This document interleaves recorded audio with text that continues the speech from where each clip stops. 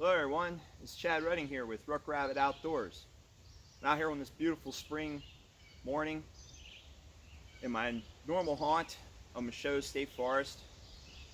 Today I did the Reds Trail to Prospect Hall Road Loop. Just got finished. Out here looking for camping spots like I'm always scouting, always just trying out new places. Found a couple places that look promising. I'll probably be trying them out in the next few weeks. I also took the opportunity to try a new loadout for day hiking. Normally I carry a ruck of some sort, but I wanted to try something a little different, and I am really happy with this configuration, and I just figured I'd take a second or two and just kind of show it to you guys in case you're interested. I used to use a LC2 pistol belt and suspenders and assorted pouches for my kind of scouting setup. I kind of gotten away from that. I'm still using a little bit of military surplus, but not to that extent. So let me show you this here quick without further ado. So like normal, I have my Gossman Polaris, Old Faithful, always on me. The newest addition is this haversack here, which I got from, I think it's, hopefully I pronounce this right, Liga from Finland. This is a Finnish marking bag, and I really like this haversack. It's good size. It's not huge, but it still can carry a lot. It's got the old style buttons, wax canvas. Came that way. I did not wax it myself. It was actually like that. Has these two pockets here and here, just to give you an idea. This top one I have a compass in, Sunto compass. And one thing I really like about this haversack is that it's sectioned out. I have a pocket here which I don't really have anything in. Two spots to put like a pencil or a smaller ferro rod. You see I have a pencil here. Under this flap we have another storage area, a little wider storage area, and here I have my Gossman GST, and then that flap goes over there. Then there's two compartments on the inside. There's a divider there, and you really can't see that, but I'll show that in another video in more detail. But I have my Pathfinder canteen kit here.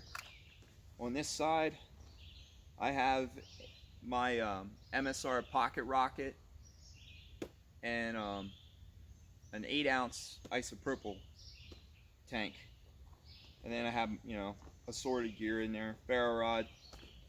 But really like this haversack. Buttons float, which makes it easy to snap. You see I can put my finger underneath there and angle it, click, snaps really closed. One thing I really like about it is it comes with this waist belt, so I can tighten that down, and then this thing won't roll. I can still turn it around, but as I'm hiking it won't swing back and forth, which is one of the things that I'm not too fond of with a haversack, is when they swing like that, and this is a nice addition for me. Next thing I have is my overbelt, which is by Randy's Stitch Gear. I think it's Randy Smith is his name. Heavy duty bridle belt, super strong. Also have one of his pouches here. I forget what he actually calls this one. I think it's the bushcraft pouch, but you can see it, really nice leather, really strong. And I got my fire kit in there and some other assorted things. And then also on this belt, if I'm going to turn around here, I have just kind of a generic axe / in this configuration tomahawk carrier. I'm probably going to make one that's a little tighter, but I'm just trying it out right now to see how it works, But I really like this setup. I can carry enough water for a day hike, and if I didn't have the stove, I'd had more room in there. The isopropyl tank takes up a little room if I switch to a smaller one, but I like the 8-ounce because that kind of gives me it's light, and it also gives me a lot of fuel for the year basically.